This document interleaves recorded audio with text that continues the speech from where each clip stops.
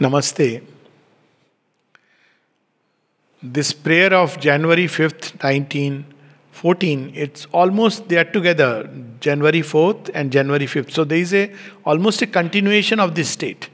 In January 4th prayer, we have the state of total being surrounded by materialistic thought, the tide of material thought about all the material little things which we feel so much joy for strange reason occupied with, and eventually they lead us tired and fatigued. Now, what happens when one lives in that state after a while? So, she describes that state, it goes still further. I have been sitting since a long time before this blank page, unable to make up my mind to write, all in me being so mediocre, without value or savour, hopelessly commonplace. So she has entered that state. It's a state of tamas she's describing. But in that state, true inspiration doesn't come. So she is experiencing this. She's showing us the way, by the way. She had no need to enter into this. She has experienced all the highest possible states before coming here. But she has entered into nature, and even in those states which are completely dark, commonplace, in that complete material state, often people have this difficulty and they complain, inspiration doesn't come, this doesn't happen. Naturally, because we are surrounded by that state of consciousness. We have to shift the needle of consciousness, then only we will once again recover it. It's there all the time. It's like the divine presence. People often say, finding the divine. But the divine presence is always there. What is needed is to remove this covering. Now, if you are in material thought, then the covering is very dense. So there are times when we just don't feel inspired. Sri Aurobindo once writes to one of his disciples who was going through a state of depression for months. And he says, I myself had to go through it. At one point of time, for 6 months at a stretch, I just couldn't write anything. So, we don't realize what an exceptional grace that we can continue to function, all because of the grace. Otherwise, such a difficult task when one encounters these states of consciousness. But because they have done it, experienced it, worked it out for us, so it becomes very easy. So she speaks about the blank page. This is not the blank page where she says that my consciousness is completely surrendered. There is a beautiful blank page, like a state of nirvanic silence. Here it's not that. Tamas can mimic the nirvanic silence, just as the vital can mimic the true joy. So, this is the state in which she has plunged, where everything appears mediocre, without value or savour, hopelessly commonplace. Not a single idea in my head, not one feeling in my heart. A complete indifference towards everything and an insurmountable dullness. This indifference is not the yogic indifference which moves towards equality. Yogic indifference is a very conscious process, whereas this indifference is simply because one is in the material consciousness. It is the kind of people who become insensitive to everything. They cannot love, they cannot think much because they've allowed themselves to be submerged in this state. Why it has come about, one has to really look into oneself that why this has come about. But this is the frightening state in which most human beings live. And those who start practicing, taking up the path of yoga, have to be very conscious. Repeatedly this thing comes up, and very conscious of the company they keep. The mother uses this word, and she has said there are people who have lost completely. They were full of promise and possibility, but because of this, they sunk down. And even when you keep a company, what do you really speak about? One may have, even between sadhaks, the discussion may be all on either politics or on, what's happening in the... today I was discussing about corona, what is happening there, is this true, is that true, what happened to vaccine, what happened. So after 5 minutes I said, see, I don't know, I am not interested in all this. So as a doctor, I am supposed to know. No, that's not my goal. My goal should be clear. That's our goal. Our goal is not here to fight corona or to know when the vaccine is coming out, which government is taking over. All right, you may feel happy for a moment. Certain things which are in line with the new consciousness, you feel happy about it. But to be preoccupied and absorbed with these things is what takes us away. Sometimes about relatives, people discuss. They can discuss all for God knows hours. About neighbors, gossip column. So, what is the purpose of all this? Ultimately, it only dulls the aspiration. But here, she is not because of all these things, because she has universalized, she is absorbing these states into herself. It is the difference between somebody drinking poison, thinking it is Amrit, and Shiva drinking poison because he knows it is poison and it will be harmful to the world. So we must understand that the mother is consciously entering these states knowing what it is. And she has taken it just as Shiva takes poison. The sign is that she knows, she is fully conscious what is happening. We just say, oh, I am just feeling dull today. I don't know, I don't have love in my heart. No, every heart has love. It is impossible. Oh, I don't know, I don't get such thoughts. How do you get such thoughts? Everybody can open to these winged thoughts descending from the luminous realms. So one has to look inside. It is either something within oneself or in the environment, and she says the two which are one and the same. So she says that this is the state she is experiencing. She has entered into that state, and she uses the word insurmountable dullness. How can such a condition be of any use? I am a veritable zero in the world. This zero is not the zero of the zero sign of the Supreme, where you have gone beyond the entire realm of nature. It is not the unknowable in which, one has entered, where everything becomes blank and zero, because it's a luminous blank. This is a dark blank. So every spiritual experience can be mimicked by the vital and the physical. One must know that. The tamas can give a complete feeling of indifference. So there are people who can mix, rice and rasgulla and karela and eat together. They say that I'm in equality. Sri Aurobindo said this is not equality. Equality is not a dull indifference to differences. It doesn't mean blurring of all distinctions. Equality doesn't mean I'm meeting all men equally, from the the worst kind of criminal to this, that, and I'm embracing them, because all are human beings. That's not equality. You can do it as Shiva, but be sure you are Shiva. Otherwise, you will land up straight away into a soup. So this is where she is speaking of this, that I am a veritable zero in the world. For the rest, all that has no importance. But now look at the attitude she takes. She says maybe, at one point mother says in the agenda much later on, she says maybe, how does it matter whether this body or some other body is destined for this change? Can we imagine? All this she is doing. Same thing with Sri Aurobindo. He renounced the realization in his own body to hasten the realization in the collectivity. She says, how does it matter whether it is what state I am experiencing? What matters to me is the divine will should be work in the world, should be fulfilled in the world. And that she has the assurance it will be. For the rest, all that has no importance. And provided thy work is accomplished, thy manifestation takes place, and the earth becomes more and more thy harmonious and fruitful kingdom. It matters little whether I accomplish the work or not. This reminds me of a small little anecdote. Very recently, somebody, just some discussion was going on. So, you see, normally we want to be the first supramental specimen, isn't it? Oh, here is great sadhak, huh? So everybody, advanced sadhak. But a thought had come, which I'm just sharing. I said, how about being the last man in? So what is the last man in?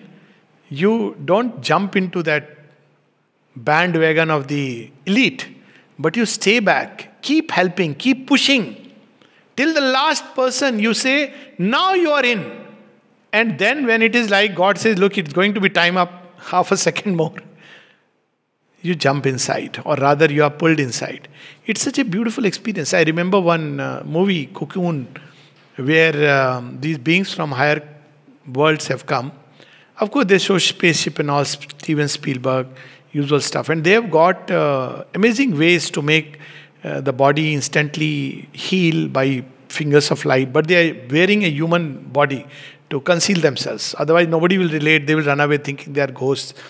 So they have brought some eggs which they need to hatch, which will create a new species on Earth. So they hide it in a swimming pool which looks abandoned. It was abandoned. But one day, 3 old people want to take a bath, and they say, let's go to that abandoned swimming pool. But now these eggs are beginning to little bit hatch. So they feel that touch and they start feeling extremely young. So they are so energetic, and then what do they do? What do people do when they have extra energy? They just throw it and waste it. So they start, partying and this and that, and then these beings know it. So they know that earth is not ready. They must come back, because they actually end up breaking it. They realize that there is something inside it. So they want to go back. It's a very interesting story. So they are in a spaceship. Then they say, we can't take many, but those who are ready, some can come. So, there are people who want to go, but they don't know what it will be like. And they are wondering what they have to leave behind.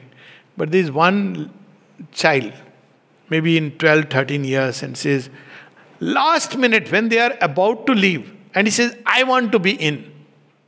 And the child runs, and he's picked in, and he enters and goes to higher domains. This is a science fiction movie, but there is some truth in it, that this supramental force will work for a certain time, maybe few hundred years. And human beings are given their utmost chance to make a choice. But a time will come when there will be a collapse, like, emergence of a new species. So it's important to understand this, that there is this great ship which is here. But look at the profound idea that Mother brings in. One is that I want to be the first one. I want to be the first one. Elite. But the other is that the last man in. That how does it matter whether I am there or not, but at least the world will be saved. This thought itself, that the divine will manifest.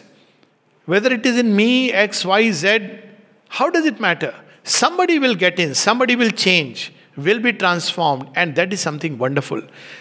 Same thing with Jyoti Priya, when she asked Mother that, some people tell me that, all this is not Mother's work, you should live in the ashram and just stay quiet, not speak and all that. She asked the Mother, she says, my child, if everybody takes this attitude, who will do my work? And you have come for work, don't listen to these people. Then she gives an example. She says, yes, if you concentrate only on your own development, it is a narrow but a faster path. She says that. Because then you are not concerned with anything around you. But the road you have chosen is a wider and more difficult path, but a more complete path. That is how she ends. It is a wider, more difficult path, but in the end it's a more complete path, because it's not something very exclusive and only for me. And that is precisely what Sri Aurobindo and the Mother did. Two instances when the ashram is yet to be formed, and she says, we were thinking whether we should go ahead and realize and then think about the rest of the world. But instinctively the choice was made, and people began to gather, and we took it that we have to carry the world together. So they sacrificed their individual evolution. Same thing we see with Sri Aurobindo later on. And we see the same thing with the Mother. So every time we see Second World War, when people came looking for shelter, she entertained the children. And this, she says, it brought in truckload of difficulties. Because children meant, well, you don't expect them to do sadhana. And children meant parents. Children meant teachers. Neither of them are doing yoga. Many of them have come, they have heard of Sri Aurobindo. They know Pondicherry is the safest place. So they just came. And she says, the Second World War brought us a gift. It left a little package of little sprouts at our place, doorstep. That is how the school started.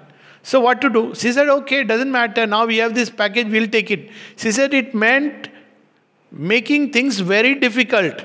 That is one of the reasons. You can imagine that Sri Aurobindo's strategic sacrifice, if you see her evening talks and towards 57, 58, because naturally it's a mass of humanity which came in. She says, we have taken some problems prematurely, which we may have taken after 30 years. But it also means now that the whole yoga will be much more complete. Otherwise, she says, initially in the early days of the ashram, before the children came in, the rules were very strict. There was nothing like family life. You had to renounce it to live in the ashram. And even when families came, because both had an aspiration, they didn't live like families. But later on, everything changed because she took that problem of humanity. So she's saying it doesn't matter, at least somebody will, your will be done. If not in me, in someone. Look at the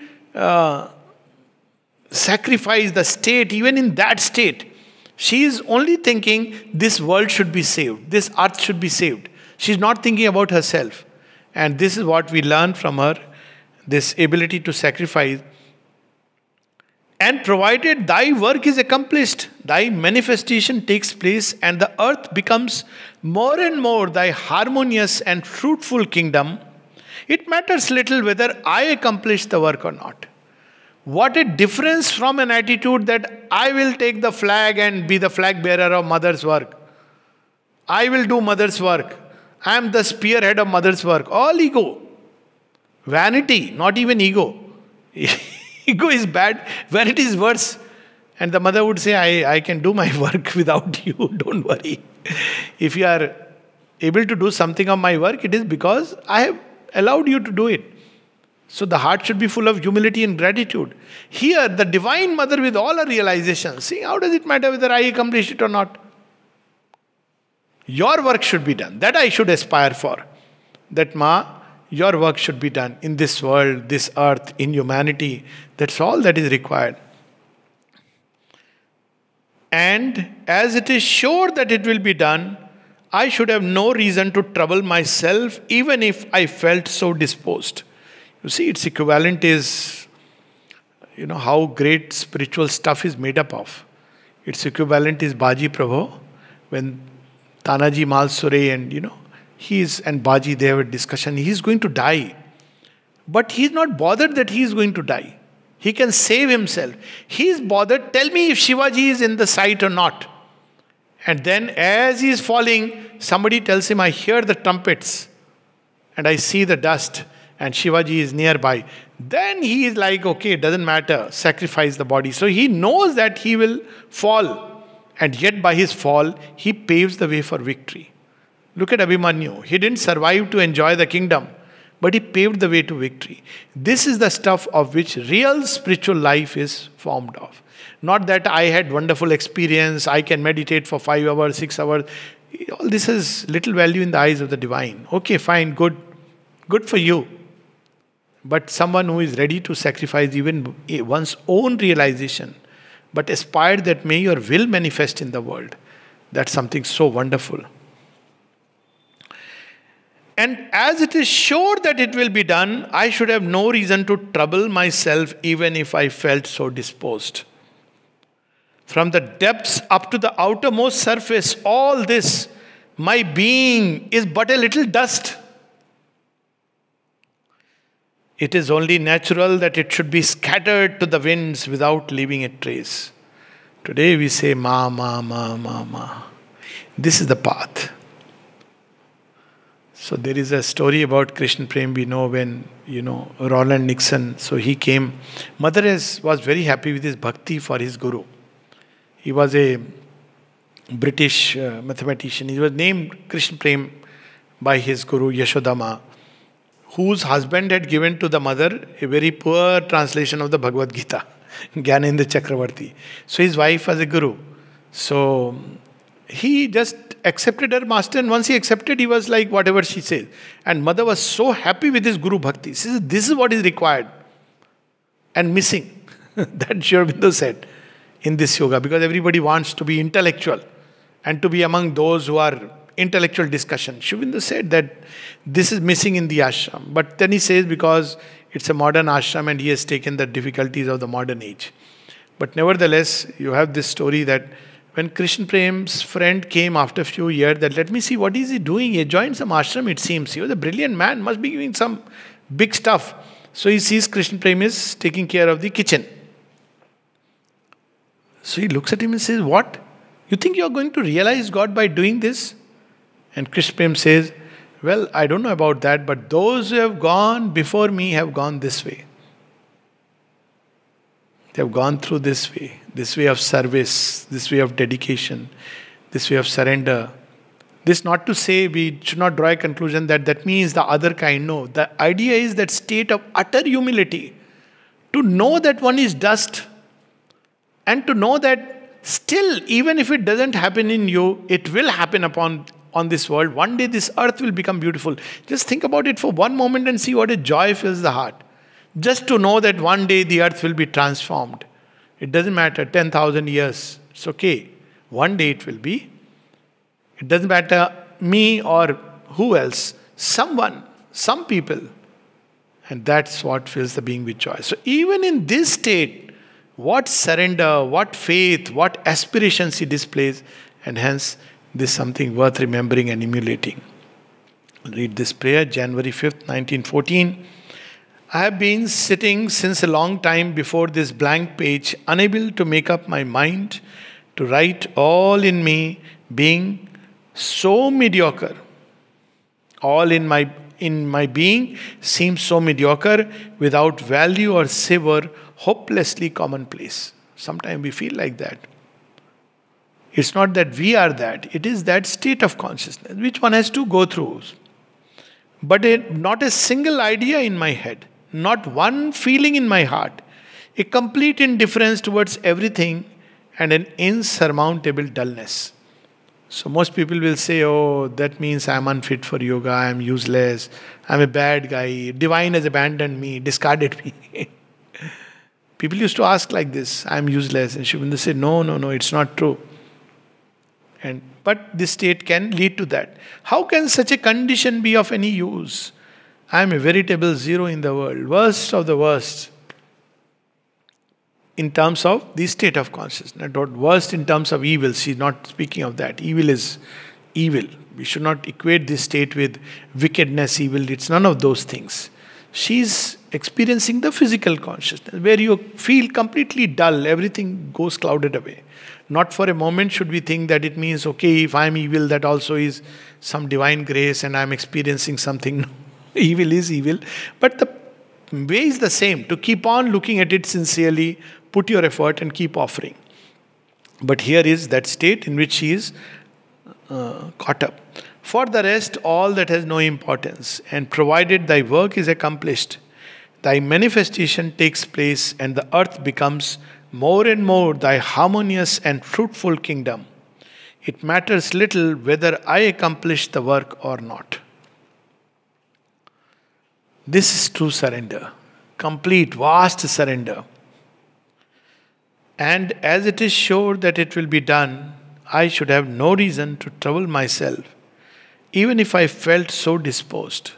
So we can use that story of Hari, where one Jnana Yogi and Bhakti Yogi are meditating, and Jnana Yogi is told that after 3 lives you will get the realization, and he is very unhappy.